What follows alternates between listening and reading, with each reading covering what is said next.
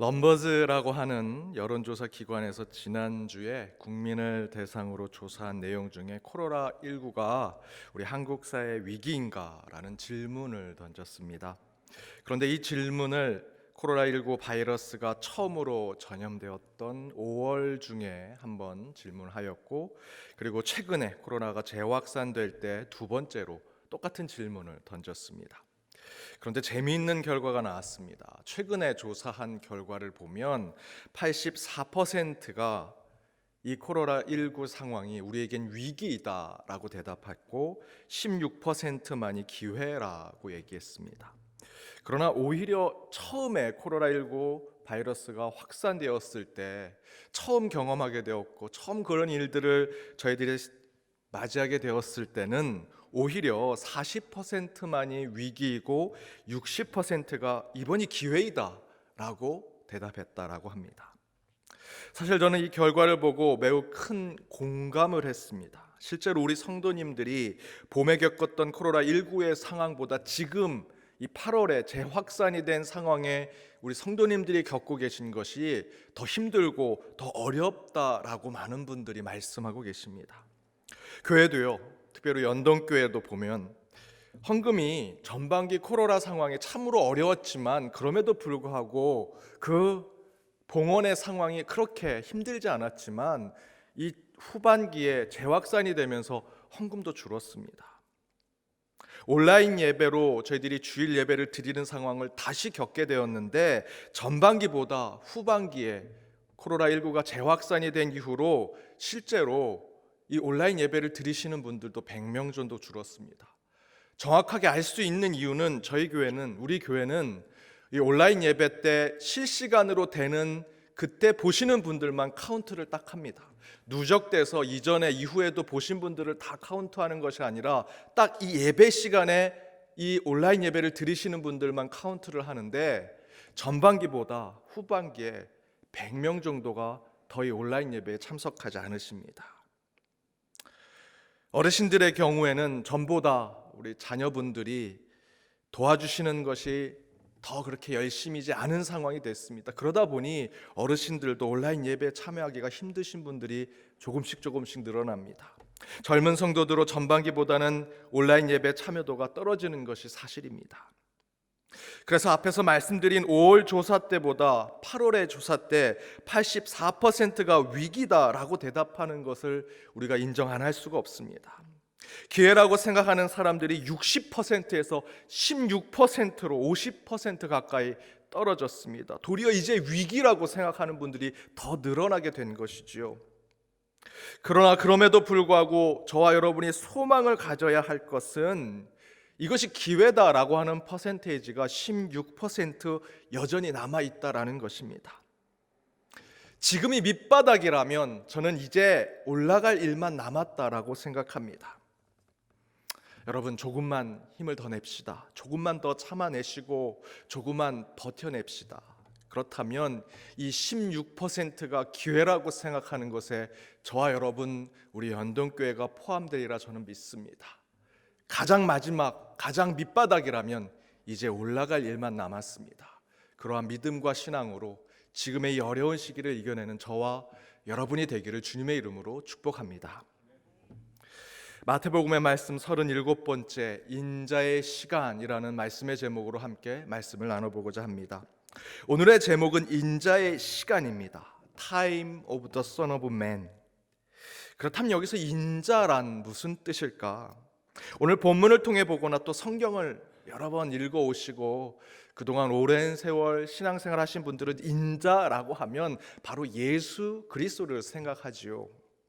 그러나 한 가지 의문이 듭니다. 그냥 예수 그리스도, 예수님, 그리스도, 메시아라고 하면 되지 굳이 인자라는 표현을 왜 사용하셨을까? 성경의 기록에 모든 것이 중요한 의미가 있다면 성경의 지명, 이름, 단어 하나까지도 그 모든 것은 하나님께서 허투루 쓰신 것이 아니라면 성경에 대한 모든 궁금증에는 다 답이 있을 것이라고 믿습니다. 왜 예수님은 심플하게 예수 그리스도, 메시아 예수라고 편하게 부르면 되는데 왜 인자라는 표현을 사용하셔서 우리로 하여금 헷갈리게 만드셨을까? 그 안에는 중요한 영적 의미가 있을 것입니다. 사실 인자, Son of Man이라는 표현은 구약에 있는 시대적 표현이라고 할 수 있습니다. 구약의 원어로는 벤 아담, 곧 사람의 아들이라는 표현을 사용하는데 이 표현을 우리는 보통의 인간, 보통의 사람, 지금 저와 여러분과 같은 존재를 얘기할 때 바로 이 인자라는 표현을 사용했습니다. 그래서 실제로 시편 8편 4절에서 사람이 무엇이기에 주께서 그를 생각하시며 인자가 무엇이기에 주께서 그를 돌보십니까? 라고 하는 이 구절에서 인자는 보통의 사람, 그저 늘 만나는 저와 여러분과 같은 인간을 이야기합니다. 잠언 8장 4절과 욥기 16장 21절에서도 나오는데요, 여기서 나오는 인자도 그저 보통의 사람, 우리가 늘 만나는 인간의 존재들을 이야기합니다. 그러나 이 인자, Son of Man, 히브리 원어로 벤 아담이라고 하는 이 표현이 어느 시대, 어느 시간대에서는 다른 의미로 변환되는 것을 알 수 있습니다.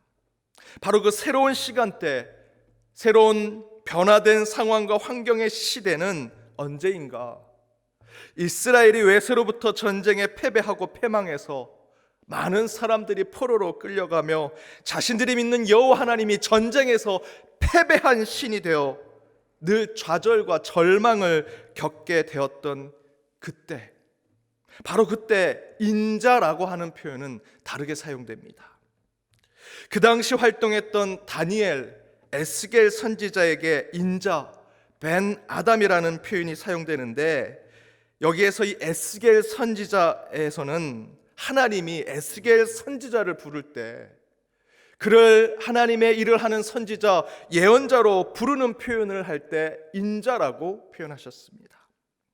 에스겔서 2장 1절에서 4절 길지만 제가 읽어드리겠습니다. 그가 내게 이르시되 인자야 내 발로 일어서라 내가 내게 말하리라 하시며 그가 내게 말씀하실 때 그 영이 내게 임하사 나를 일으켜 내 발로 세우시기로 내가 그 말씀하시는 자의 소리를 들으니 내게 이르시되 인자야 내가 너를 이스라엘 자손 곧 패역한 백성 나를 배반하는 자에게 보내노라. 그들과 그 조상들이 내게 범죄하여 오늘까지 이르렀나니 이 자손은 얼굴이 뻔뻔하고 마음이 굳은 자니라. 내가 너를 그들에게 보내노니 너는 그들에게 이르기를 주 여호와의 말씀이 이러하시다. 1절에서 하나님은 에스겔 선지자를 부를 때 인자야라고 말씀하고 계시죠. 그렇게 부르시고 그에게 하나님의 사람으로서 소명과 사명의 삶을 살아가는 자로 이야기하십니다.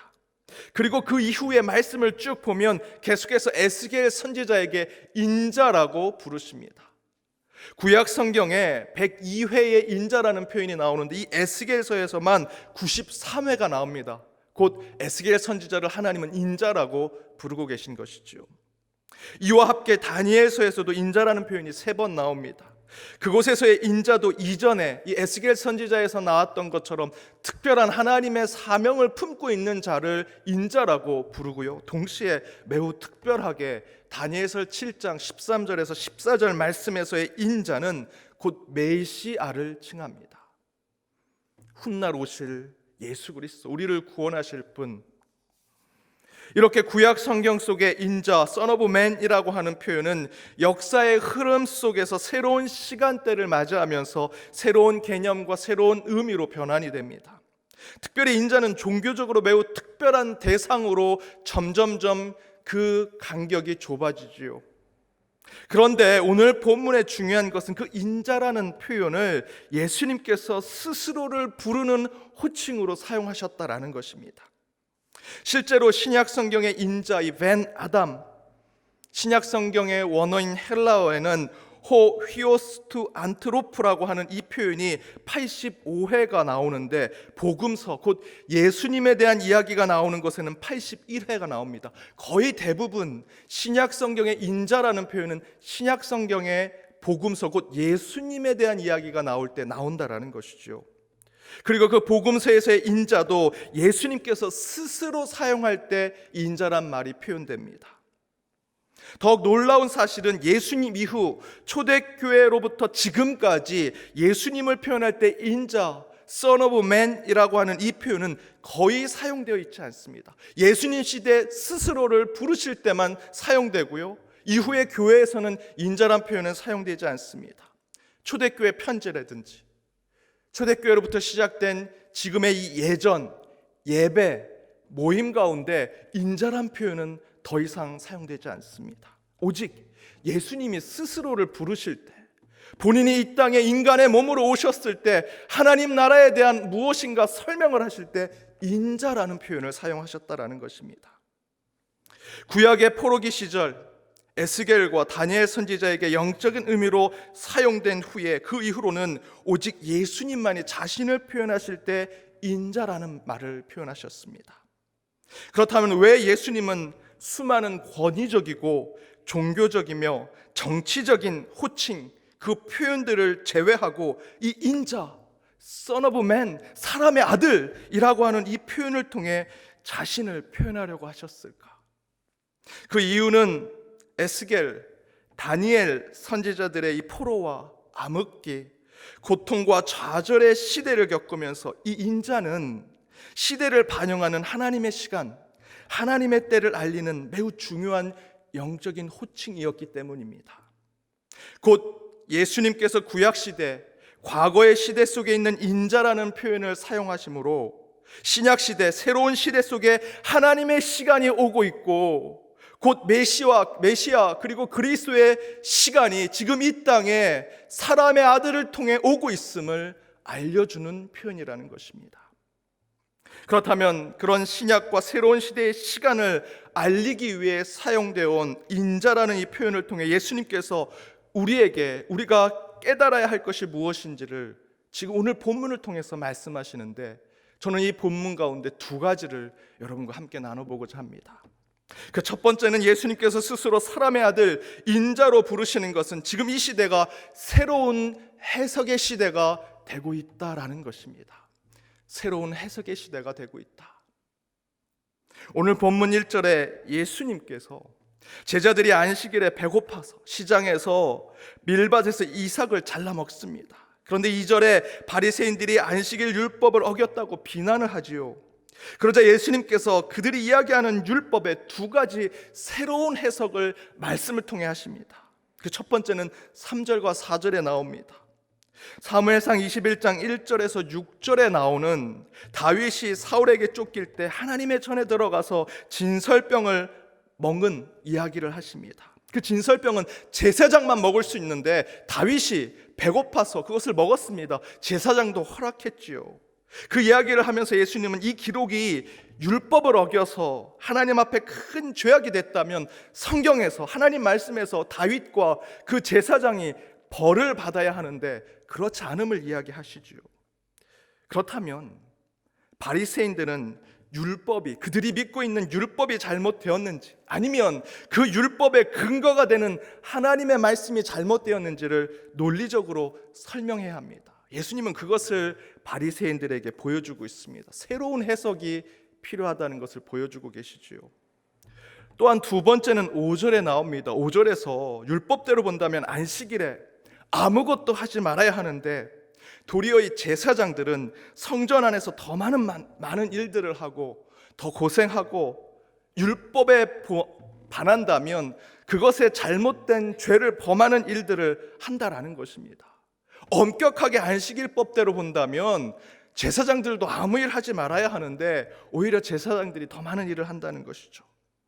그럼에도 불구하고 율법은 괜찮다라고 얘기한다면 그것이 맞느냐라고 물으시는 것입니다. 그렇죠. 극단적인 안식일 율법에 묶어있는 바리새인들은 실제로 하나님의 영광을 위해서 안식일의 율법을 지키는 것인지, 아니면 그 율법을 지키기 위해서 안식일을 보내는 것인지 구분할 필요가 있었습니다. 예수님은 하나님의 말씀을 통해서 새로운 해석을 그들에게 요구하고 계십니다. 실제로 저와 여러분도 한국교회의 과거도 그러지 않았습니까? 과거 우리 믿음의 선배들은 주일을 엄격한 안식일법으로 지켰습니다. 저도 그렇게 자랐습니다. 주일에는 헌금 내는 거 외에는 돈을 쓸 수 없었습니다. 회식하는 것도 교회에서 밥 먹는 것 외에는 회식하지 않았습니다. 교회에서 밥을 하는 것도 우리 권사님들 주일날 일해서 안 된다, 음식을 만들어서 안 된다라고 하셔서 다 토요일날 미리 준비하십니다. 주일날에는 국 뜨고 밥 푸는 일만 하셨습니다. 주일에 외출하고 나들이 가는 것 꿈에도 꾸지 못했지요. 어린 아이들은 TV, 만화책은 주일날 볼 수 없었습니다. 오직 주일에는 성경책만 봐야 했습니다. 그런데 그런 예전에, 과거에 나 때는 말이야 라고 하는 나 때의 주일을 지금 시대의 주일에 적용할 수 있을까요? 우리 학생들은 이 주일만큼 좋을 때가 없습니다. 시간이 주일 오전에 예배 드리면 오후에 좋은 시간 남습니다. 친구 만나고 같이 놀 수도 있고요. 못한 공부 보충할 수 있는 좋은 시간이 주일입니다. 우리 연동교회는요, 대가족이 함께 신앙생활하는 곳입니다. 그러면 주일날 할아버지, 할머니, 엄마, 아빠, 손주들이 함께 모이죠. 오랜만에, 일주일에 못 보다가 오랜만에 만나면 그래도 이날 같이 모여서 주변에 있는 좋은 식당, 맛집에 가서 대가족이 함께 식사할 수 있지 않겠습니까? 저는 좋은 전통이라 생각합니다. 하지만 옛날 주일에 안식일처럼 엄격하게 지킨다면 상상할 수 없는 일입니다. 그렇게 해서는 안 되지요. 실제로 지금 그러나 누구 하나 이 주일을 구약 성경에 나오는 것처럼 엄격하게 지켜야 한다고 말하는 사람은 지금 이 시대에 거의 없습니다. 시대가 바뀌었죠. 바뀐 시대에 우리는 말씀에 대한 새로운 해석이 필요합니다. 안식일에 대한 해석, 주일에 대한 해석, 우리의 신앙과 믿음에 대한 해석이 지금 이 시대에 하나님의 뜻에 맞춰져 새롭게 우리 안에 풀어져야 합니다. 제가 중등부 때 여전히 주일을 안식일법으로 엄격하게 지켰던 흔적이 남았던 시절이었습니다.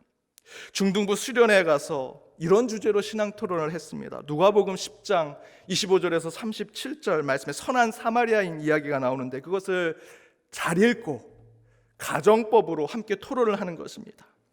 이런 가정이 주어졌습니다. 주일에 교회 가는 중에 그 길에 한 병자가 쓰러져 있으면 어떻게 할 것인가? 내가 주일 예배 가야 되는데 9시에 예배인데 늦지 말아야 되는데 율법처럼 지켰는데 그날 또 내가 기도인데 대표 기도인데 그러면은 병자를 두고 가야 되는가? 그를 고치고 병원에 데려가야 하는가? 30년 전에 토론한 것인데요, 제 기억에 양쪽이 팽배했습니다. 한쪽에서는 안식일에 주일을 안식일법처럼 반드시 지켜야 한다. 병자는 하나님이 고치실 것이니까 너는 그냥 예배드리러 안식일에 주일 시간 늦지 않도록 또 대표기도 할 수 있도록 교회 가야 된다. 병자는 놔둬라. 한쪽에서는 안 된다. 오늘 읽었던 말씀대로 선한 사마리안처럼 예배 시간보다 그 병자를 고치는 것이 더 중요하다. 양쪽이 팽배했습니다. 지금은 어떨까요? 여러분, 교회 우리 연동교회 올 때 걸어오시는 분 계십니까? 제가 알기로는 거의 다 차 타고 오실 겁니다. 차 타는데 거리에 누가 쓰러져 있는지 어떻게 아시겠습니까? 그럴 상황이 아니지요. 예배 시간, 예배당 어떻습니까? 각 교회가 1부에서 4부 본인이 필요한 시간대 예배 드릴 수 있도록 교회가 다 배려해 주고 있습니다. 어떤 교회는요, 토요일날 주일 예배를 드립니다. 주일날 서비스업으로 봉사하시는 분들, 주일이 대부분 서비스업에 종사하시는 분들은 주일날 일할 수밖에 없습니다. 당신 서비스업 그만둬라, 주일날 율법처럼 주일날 와서 예배 지켜라 할 수 없으니 많은 교회들이 토요일날 주일 예배를 드리려고 하는 교회들도 많습니다. 또한 뜻하지 않게 코로나 때문에 수많은 교회들은 온라인 예배로 장소와 시간을 뛰어넘는 주일 성수를 우리는 지키고 있습니다. 주일에 다친 사람을 보면 도와줄까 말까 걱정하고 그것에 우리가 논쟁하는 이유는 이제 사라졌습니다. 그것은 더 이상 율법으로 적용받을 상황이 아니라는 것입니다. 곧 새로운 시대에 새로운 해석과 적용이 이제 우리의 신앙 가운데 필요합니다. 이에 예수님은 오늘 본문에서 이렇게 말씀하십니다. 7절과 8절입니다. 나는 자비를 원하고 제사를 원하지 아니하노라 하신 뜻을 너희가 알았더라면 무죄한 자를 정죄하지 아니하였으리라. 인자는 안식일의 주인이니라 하시니라. 예수님은 제사나 율법이 아니라 자비와 긍휼을 원하신다 말씀하십니다. 그러면서 동시에 8절에서 인자는 안식일의 주인이다 선포하시지요. 여기서 안식일의 주인이 인자라고 하시는 예수님의 표현은 율법의 시대, 안식일의 시대, 곧 종교와 율법에 우리가 통제받고 억압받는 환경 속에서 참 자유와 참 해방의 하나님의 시간, 하나님의 때를 알리기 위해서 예수가 스스로 인자라 부르시면서 이 안식일의 주인은 인자의 것이다 라고 말씀하시는 것입니다. 그것은 곧 이미 규격화된 성문화된 곧 문자로 다 정해진 율법과 계명으로 신앙과 믿음의 삶을 사는 것이 아니라 인자, 사람의 아들, 곧 이 땅의 인간으로 오신 예수님의 시대적이고 상황적이며 인간적인 말씀으로 진정한 신앙의 삶을 살아야 한다는 것입니다. 복음은 율법으로 오지 않습니다. 복음은 사람이신 예수로 우리에게 오십니다. 이제 신앙은 율법대로 살고자 저와 여러분이 어떤 모양을 가진 존재라면 삼각형, 사각형의 모양이라면 육각형의 그 율법, 그 신앙에 자꾸만 우리의 신앙은 우리의 사각형된 삼각형의 모양을 육각형에 자꾸만 망치로 쳐 넣는 것과 같은 신앙을 살아갈 때가 많습니다. 그러나 여러분, 신앙은 풍성한 해석이 차고 넘치는 곳이 되어야 합니다. 수많은 경우의 수와 옵션이 우리 가운데 있어야 합니다. 저와 여러분의 신앙은 찰흙과 같은 물과 같은 신앙이 되어야 합니다. 어떤 모양일지라도 그 모양에 들어갈 수 있도록 그것 신앙이요 믿음이 되어야 합니다. 에드워드 칸은 역사란 무엇인가 라는 책에서 너무도 여러분 잘 아는 표현대로 역사란 과거와 현재의 끊임없는 대화라고 얘기했습니다. 예수님께서 율법에 묶여있는 우리에게 안식일의 주인은 인자라고 하는 말씀을 통해서 인자의 시간은 과거의 율법을, 과거의 하나님의 말씀을 지금 우리의 시간에 어떻게 경건한 주일로 지킬 수 있는가, 지금 우리의 신앙의 삶 가운데 거룩한 신앙의 삶으로 살아갈 수 있을지 대화하고 소통하도록 만드는 것이 인자의 시간입니다. 사랑하는 여러분, 이제 율법이 아니라 풍성한 해석이 넘치는 신앙의 삶을 사시기 바랍니다. 주일을 거룩히 지키기 위해서 10개의 계명, 10개의 율법의 체크리스트를 만들어서 오늘 이 주일을 안식일처럼 내가 이거 지켰고 하나씩 체크하면서 주일을 보내는 것, 그런 것이 아니라 매주일 새롭게 주시는 말씀, 매주일 새롭게 만나는 사람들의 만남, 그 상황과 그 사건들 속에서 그것을 기억하고 그것들을 복기하면서 그 안에 하나님의 뜻을 깨달아가고 주일에 경험한 자잘한 일들과 사건들을 생각해 보면서 그 안에 하나님이 개입하시고 섭리하신 일들을 잘 따져서 그 주일에 일기를 써보는 것입니다. 영적인 에세이를 써보는 것, 그렇게 여러분 주일을 보내는 것이 우리에겐 더욱더 중요합니다. 지금 코로나 상황도 동일하게 적용할 수 있습니다. 주일 예배를 온라인으로 드리게 되는 것에 이것이 율법이냐 아니냐, 주일 성수를 지키는 것이냐 아니냐 따지는 것은 이제 무의미합니다. 도리어 이때 우리는 이 안식일의 주인이신 예수님을 생각하며 이 온라인 시대에 온라인으로 예배드리는 이 상황에 하나님께서 주시는 수많은 생각들과 경험들, 만남들, 많은 기도의 제목들을 메모해 가면서 풍성한 영적 해석으로 주님 앞에 나아가는 것이 더 중요한 우리의 신앙입니다. 인자가 되신 우리 주님은 한 문장으로, 한 센텐스로, 율법으로 우리에게 다가오지 않으십니다. 안식의 주인 되신 주님은 이야기와 스토리, 그리고 사진과 같은 한 장의 그림으로 이제 우리에게 다가오십니다. 그렇다면 이제 우리의 신앙에 필요한 것은 하나님께서 내게 주신 이야기, 내게 주신 스토리, 한 장의 사진과 그림을 어떻게 해석할 것인가, 그 가운데 어떻게 하나님의 뜻을 깨달아 주님 앞에 거룩한 삶을 결단할 것인가, 그것이 더 중요합니다. 말씀을 향한 풍성한 해석, 그 해석의 능력이 이제 저와 여러분의 중요한 신앙이 될 것입니다. 그런 풍성하고 아름다운 해석이 여러분 모든 신앙의 삶에 계속해서 주님의 이름으로 주어지길 주님의 이름으로 축복합니다. 두 번째, 예수님께서 스스로 사람의 아들 인자라고 부르신 것은 지금 이 시대가 새로운 행동의 시대가 되었다라는 것입니다.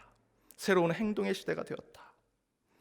앞에서 나눈 안식일 논쟁에 이어서 9절 이하를 보면 예수님께서 회당에 가니 사람들이 예수를 고발하려고 한 손이 마른 사람을 보며 안식일에 병을 고치는 것이 맞습니까? 틀립니까? 라고 묻지요. 이에 예수님께서 11절과 12절의 말씀을 통해 안식일에 양 한 마리가 구덩이에 빠져 죽기 직전이라면 어떻게 해야 되냐? 당연히 살려야 되지 않겠냐? 구해야 되지 않겠느냐? 그런데 사람이 양보다 더 귀하지 않겠느냐? 하시면서 13절에 손 마른 사람을 예수님께서 고쳐주십니다. 그러자 14절에 바리새인들이 율법을 어겼 그 예수를 보고 어떻게 이럴 수 있느냐? 어떻게 하면 예수를 죽일 수 있을까? 서로 궁리하기 시작하지요. 이 사실을 아시고 예수님께서 그 자리를 떠나니 많은 사람들이 예수님을 쫓아갑니다. 그리고 예수님은 어떻게 하십니까? 15절 후반절에 보면 그들의 병을 다 고쳐주신다라고 기록하고 있습니다. 이 이야기는 오늘 본문에 나오는 이 두 번째 안식일의 논쟁 이야기입니다. 예수님을 시험하고자 하는 사람들은 안식일에 병을 고치는 행위를 해야 하느냐 말아야 하느냐고 시험하지요. 그러나 예수님은 해라 마라 논쟁하는 것은 헛된 일이라 라고 얘기하십니다. 안식일에 하나님께 영광을 돌리기 위해서는 무엇을 해야 하는지를 더 중요하다 라고 말씀하시는데 바로 그것을 12절에 이렇게 얘기하십니다. 그러므로 안식일에 선을 행하는 것이 옳다.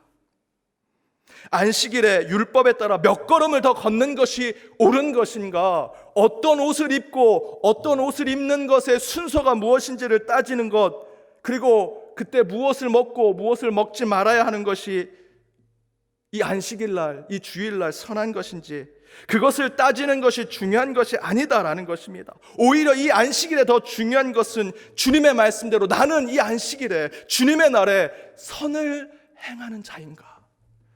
그것을 깨닫는 것, 그것이 더 중요하다는 것이죠. 안식일의 율법 다 지키면서 사람은 미워하고 인종을 차별하고 거짓 술수와 탐욕에 빠져 사는 사람이 안식일 율법 다 지키면 뭐합니까? 안식일의 주인은 인자라는 예수님의 선포가 중요한 것은 하나님의 자녀된 우리가 어떻게 이 안식일에 온전하게 하나님을 경배하고 찬양할 수 있는가? 주님의 날에 어떻게 감사와 기쁨으로 이 시간을 보낼 수 있는가? 그것이 중요하다는 것이죠. 그런데 인간은 안식일 곧 주님의 날을 율법에 가둬놨습니다. 그리고 율법보다 더 큰 것이 안식일을 창조하신 하나님이신데 우리는 안식일 율법에 빠져서 안식일의 주인이신 인자도 바라보지 못하고 그 율법에 묶여 안식일을 죄악의 날로 바뀌어놓고 있습니다. 안식일에 어떻게 율법을 지켜야 할지 잘못된 신앙에 빠져 지금 우리는 선을 행해야 할 주님의 날을 율법에 논쟁하는 날로 그렇게 격화시키고 있는 것이 저와 여러분의 모습 아닙니까? 어떻게 해야 주님의 날에 선을 행하고 이웃을 도우며 생명을 살릴 수 있을까 고민하고 기도하고 행동하려는 것이 참된 안식일의 신앙인데 지금 우리는 율법에 빠져서 그 안식일의 주인 되신 인자도 바라보지 못하며 오늘 하루를 보내고 있습니다.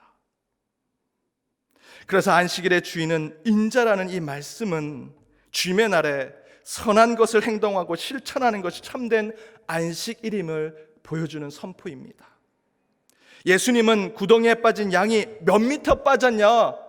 1미터 빠지면 구해주고 1미터가 안 되면 그냥 놔둬라, 이런 것이 율법이 아니라 그 양을 어떻게 구할 수 있는가, 어떻게 행동할 수 있는가, 어떻게 움직이며 어떻게 생명을 살릴 실천을 할 수 있는가, 바로 그것이 진정한 안식일을 지키는 것임을 우리에게 보여주고 계십니다. 그 선포가 안식일의 주인은 인자다라는 선포입니다. 그래서 본문에 보면 예수님은 손 마른 사람을 치유하는 안식일 논쟁이 끝나자 바리새인들이 죽이려고 하죠. 그래서 예수님께서 그곳에 떠납니다. 그리고 예수님께서 죽을 뻔했다, 야, 좀 숨어 있자, 좀 피해 있자, 좀 쉬고 있자 라고 하십니까? 아닙니다. 15절 후반절에 뭐라고 나왔습니까? 예수님께서 함께 온 그들의 병을 다 고치셨다. 더 행동하십니다. 더 실천하십니다. 더 많은 일을 하시려고 하시는 예수님을 볼 수 있습니다. 안식일에는 실천하는 것입니다. 행동하는 것입니다. 선을 어떻게 하고자 늘 고민하고 기도하는 것이 안식일이 되어야 한다는 것입니다. 여러분, 다른 분들은 모르겠지만 저는 이 코로나를 경험하면서 가장 힘든 게 뭔지 아십니까? 행동하는 목회, 실천하는 목회, 뛰고 움직이는 목회를 하지 못하는 것이 너무 힘듭니다. 작년과 올해가 다른 것이 있다면 별발 다른 것은 없습니다. 그런데 딱 하나 다른 것이 있습니다. 작년에는 회의한 것을 120% 성취하려고 뛰고 또 뛰고 노력하고 또 노력했습니다. 그런데 올해는 회의만 계속합니다. 회의만 하고 모여서 회의만 합니다. 실천과 행동이 이루어질 수가 없습니다. 얼마나 힘든지 모릅니다. 코로나 때문에 우리 성도님들이 힘들고 어려워하신다는 얘기를 곳곳에서 듣습니다. 아프신 분들도 참으로 많습니다. 뛰어가고 싶고 함께하고 싶고 같이 뭔가 하고 싶은데 움직일 수가 없습니다. 실천하고 행동할 수가 없습니다. 어제도 전화 신방을 하는데 수없는 분들이 아프셔서 정말 마지막 때를 바라보시는 성도님들이 계시는데 제가 가서 예배를 드리고 같이 손이라도 잡고 기도해 드리고 싶은데 전화로만 기도해 드릴 수밖에 없는 상황이 너무나 속이 상했습니다. 그냥 전화로 전화 받으시는 그 자녀분께 죄송합니다. 가지 못해서 죄송합니다. 그분들은 아니에요, 목사님. 괜찮습니다. 그 얘기가 반복되는 게 제게는 너무나 힘듭니다. 저는 코로나 때문에 교회 재정이 줄고 교인들이 줄어드는 것 걱정되지 않습니다. 하나님의 뜻이 있으면 채워주실 것이고요. 안 되면 그것에 맞춰 목회하면 됩니다. 그런데 저는 이렇게 안식일에 선을 행하지 못하는 것, 말씀대로 실천하고 행동하지 못하는 것이 더 마음이 속상하고 힘들고 괴롭습니다. 그런 것을 걱정하고 근심하라고 안식일의 주인은 인자라고 주님이 말씀하셨는데 그러지 못하고 있습니다. 여러분, 다시 율법의 시대로 돌아가게 만드는 이 코로나 시대가 지나가면 우리는 인자의 때를 회복하게 되리라 믿습니다. 다시 모여 말씀과 삶을 연결하는 풍성한 영적 해석이 차고 넘치는 이 교회 공동체가 되리라 저는 믿습니다. 또한 우리는 말과 입술, 책상과 회의 석상이 아니라 손과 발, 그리고 도움과 사랑이 필요한 곳에 행동과 실천이 차고 넘치는 그리스도의 삶을 이제 곧 살아가게 되리라 저는 믿습니다. 여러분, 인자의 시간은 오고 있습니다. 안식일의 주인은 인자입니다. 여러분, 오늘 하루만 안식일입니까? 오늘 하루만 주님의 날입니까? 우리가 고백하는 것이 무엇입니까? 매일이 주일처럼, 매일이 주님의 날처럼 살아가고자 고백하는 저희들, 이제 곧 안식일의 주인인 인자, 그 인자의 시간이 온다면 우리 매일의 삶은 풍성한 해석과 우리의 손과 발이 주님을 위해서 뛰는 행동하는 그리스도인의 삶을 살아야 할 것입니다. 그때를 기다리며 지금의 힘든 코로나의 상황을 잘 이겨내시는 저와 여러분, 우리 연동교회가 되길 주님의 이름으로 축복합니다. 기도하시겠습니다. 이날의 주인 되신 우리 주 하나님, 오늘 주님의 날 성전과 말씀을 사모하여 주의 백성들이 하나님 앞에 경건과 거룩함으로 모였습니다. 은혜로 한 주를 살 저희, 오늘 이 예배를 통해 또다시 한 주 살아갈 힘과 능력을 베풀어 주옵소서. 허락하신 말씀 가운데 더욱 인자의 시간, 주의 때를 기다려 풍성한 해석이 넘치는 신앙의 삶을 살게 하시고 깨달은 주의 뜻을 손과 발로 행동하고 실천하는 그리스도인들이 되게 하여 주옵소서. 이날의 주인은 오직 예수님이십니다. 주님을 위해 이날을 가장 영광되게 살게 하시고 그것이 오늘 말씀의 실천 속에 드러나게 하여 주옵소서. 이 모든 간구 예수님의 이름으로 기도드립니다. 아멘.